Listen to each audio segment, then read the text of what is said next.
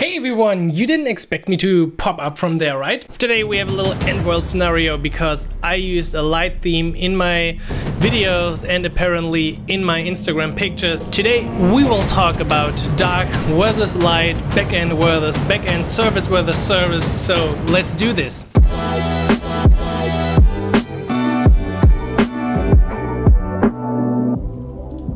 After 1 week, I'm finally back to tell you about things that you could also look up anywhere else online, but that wouldn't include my great commentaries on it. Today, let's talk about a few things. First of all, dark versus light code editor settings. So what's your preference? I know a lot of developers tend to think that the dark editor is the only legit editor. It's basically a bit like, what is the right way to define a function? Do you have a space or not at the end before the bracket, or in an if-else statement, do you put the else at the line of the bracket or at the next line? These are the deep questions of programming.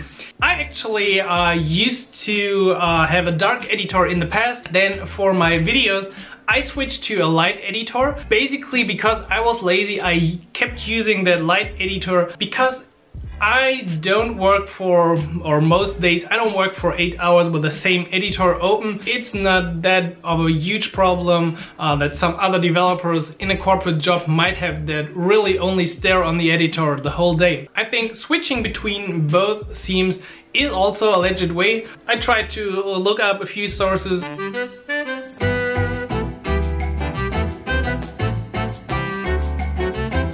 But actually the only thing I found is that dark background and light text reduces the strain for the eyes, and then I also found that black text on white background is the best for the eyes. I'm really a bit lost here what is best in terms of sign. Maybe you have a great quote of an article that you could share below. I don't know, I really don't care about the editor. Right now, I don't know what I use right now. Right now I got a dark theme. Actually, it is the Atom 1 dark theme for Visual Studio Code, because that's like 50% of the questions I get. But I also use the light theme in a lot of older videos, and I don't really know what to use in the next videos, so maybe you can help me.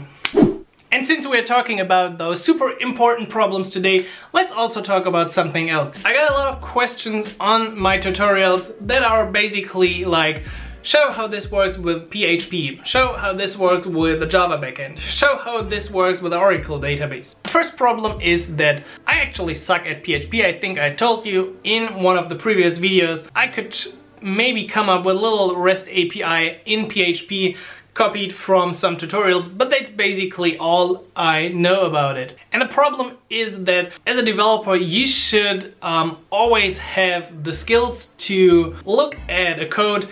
Maybe it is Node.js, maybe it is PHP, maybe it is something completely different, but you should abstract from that code and just extract the idea and replace this with the framework you're using. Let's say I have a little example in which I've used the Node.js backend.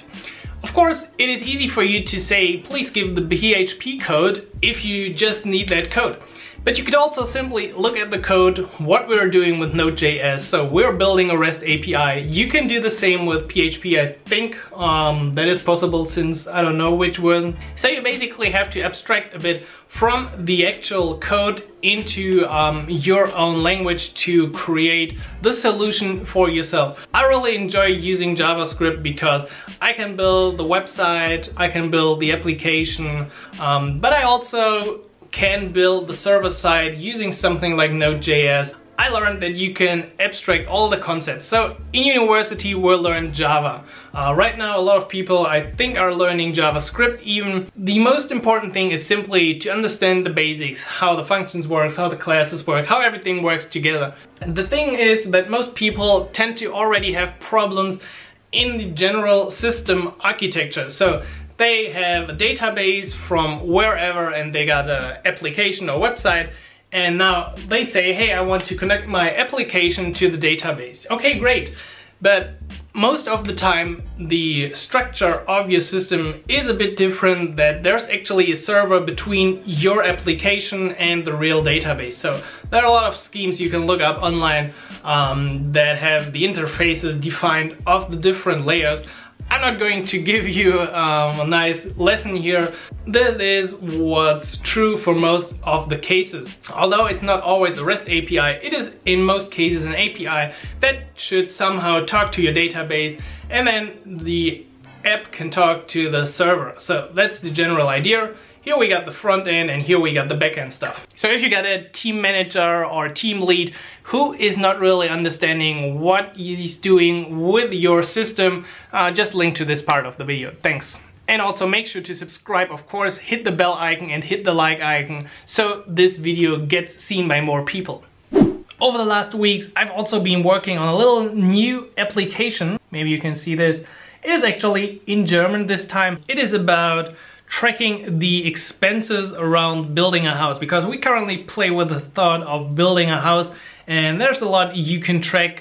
First of all, you can plan it up front and then you can track it. And yes, there are already a lot of general budget tracking apps, but none specific for this type of budget tracking or whatever. And it is also built with Ionic. And in this case, well, it's not super interesting yet.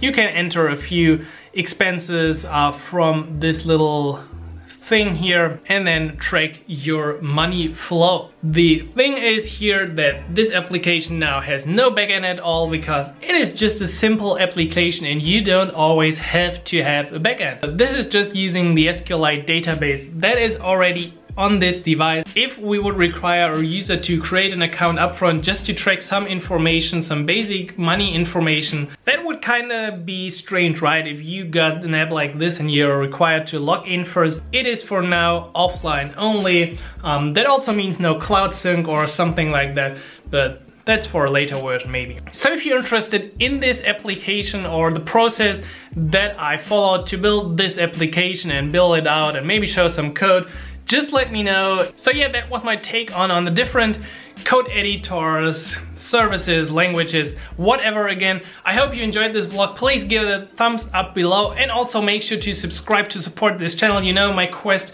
to reach 100k subscribers, currently adding about 200 per month. If we continue in this speed, it will take me a lot of years, I think 7 or 8 years to reach 100k. I guess in 7 years YouTube has already closed the program to give away these little awards for 100k subscribers, so please share it with your friends and help me get to that goal a bit faster maybe. So maybe like 2 or 3 years, would that be okay for you? Okay, so I give you enough time. Now it's your turn to do your thing and promote this channel. Hopefully I'll be here next week if I don't catch any sickness again. I hope you have a great week. As always, build something great with code. Let me know if you have built something cool. Get done, and then I'll catch you inside the next vlog. So happy coding, Simon.